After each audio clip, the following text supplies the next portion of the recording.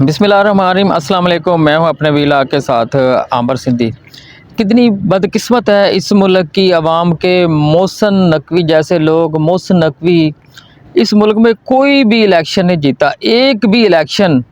ना वो कभी यूनियन कौंसिल का इलेक्शन जीता है, ना वो कभी कंटोनमेंट का इलेक्शन जीता है, ना वो कभी एमपी का इलेक्शन जीता है, ना वो कभी एमएनए का इलेक्शन जीता है।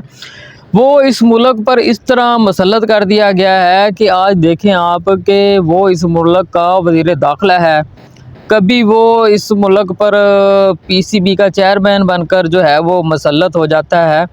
और मुझे लगता है कि वो इस मुल्क के जो जितने भी ओहदे हैं, चाहे वो सीएम का ओहदा हो, चाहे वो पीएम का ओहदा हो, वो सारे के सारे ओहदे जो हैं वो जनाब मोहसिन नकवी के पास हैं।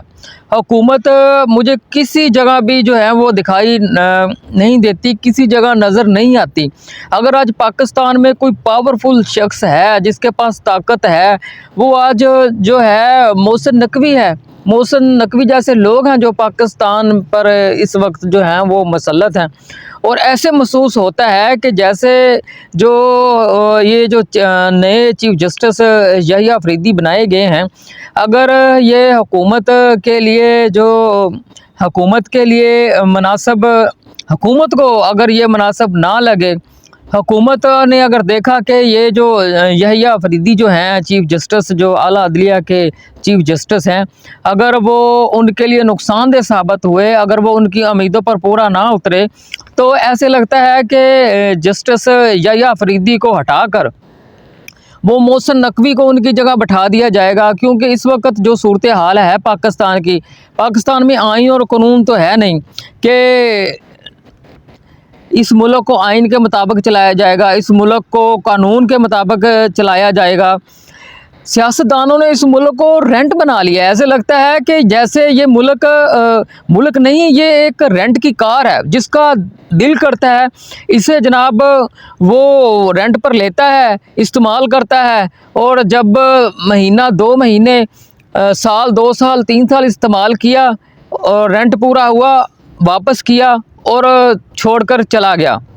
ये तो हाल है इस मुल्क का और इस मुल्क की आवाम का। और ये भी महसूस होता है कि इस मुल्क की आवाम सिर्फ़ और सिर्फ ग़ुलामों का एक हजूम है। मुझे लगता है कि जो इस मुल्क की आवाम है वो सिर्फ़ और सिर्फ ग़ुलामों का एक हजूम है, जिन्हें इस मुल्क के जो सियासतदान हैं और रियासत है, सिर्फ़ और सिर्फ टैक्स के लिए इस्तेमाल करती है और बर्दाश्त कर रही है। हुकूमत ने मुल्क की आवाम पर हर किस्म का टैक्स जो है वो लगा कर देख लिया, मगर इस मुल्क की जो आवाम है उसके अंदर वाला जो पाकिस्तानी है वो ये नहीं चाहता कि मुल्क के हालात ठीक हो, मुल्क बेहतरी की तरफ आए। मतलब कि इस मुल्क की जो आवाम है हुकूमत की तरफ से लगाए गए हर किस्म के टैक्स जो हैं वो बर्दाश्त करने के लिए तैयार है। अब हुकूमत जो है वो खुद सोचने पर मजबूर हो गई है कि कौन सा ऐसा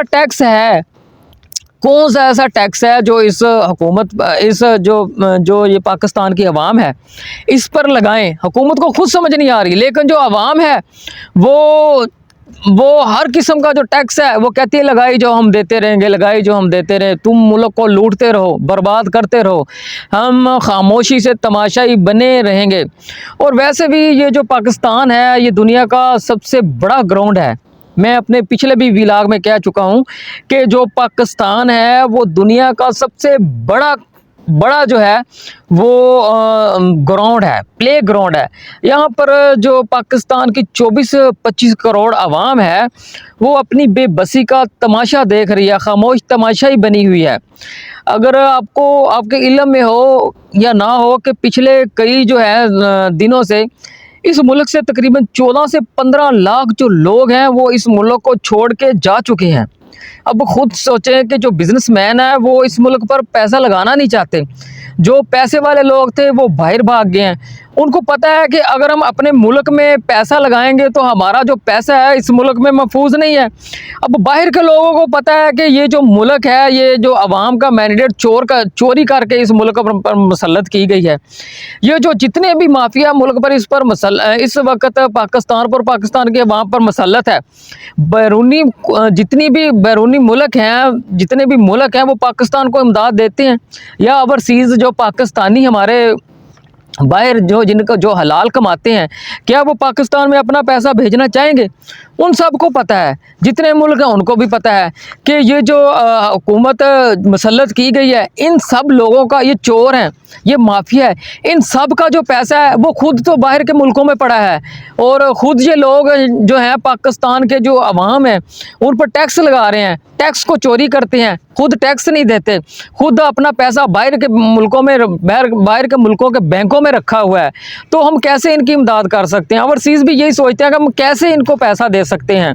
इसलिए जो मुल्क के हालात हैं, ये आप खुद अंदाज़ा करें कि ये जो आइन में तरमीम करते हैं, कभी कोई आइनी तरमीम लेके आते हैं, कभी कोई आइनी तरमीम लेके आते हैं, सिर्फ और सिर्फ किस लिए कि इनका जो चोरी का पैसा है वो महफूज रहे। इस मुल्क की जो आवाम है, गरीब तबका है, वो किसी सूरत भी जो है वो अपना सिर ना उठा सके। ये इस तरह की तरमीम क्यों नहीं करते?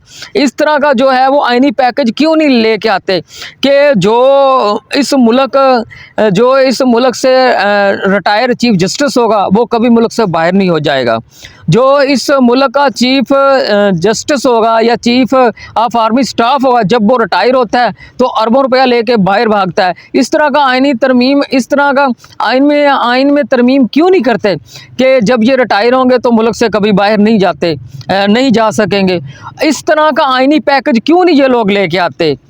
बताएं ना आवाम को कि जो एक दफ़ा इस मुल्क का वज़ीर आज़म बनेगा वो दोबारा इस मुल्क का वज़ीर आज़म नहीं बन सकेगा। ये इस तरह की आइनी तरमीम क्यों नहीं करते? इस तरह की ये आइनी तरमीम कभी कर ही नहीं सकते, क्योंकि ये जनाब इस मुल्क की आवाम के चोर हैं।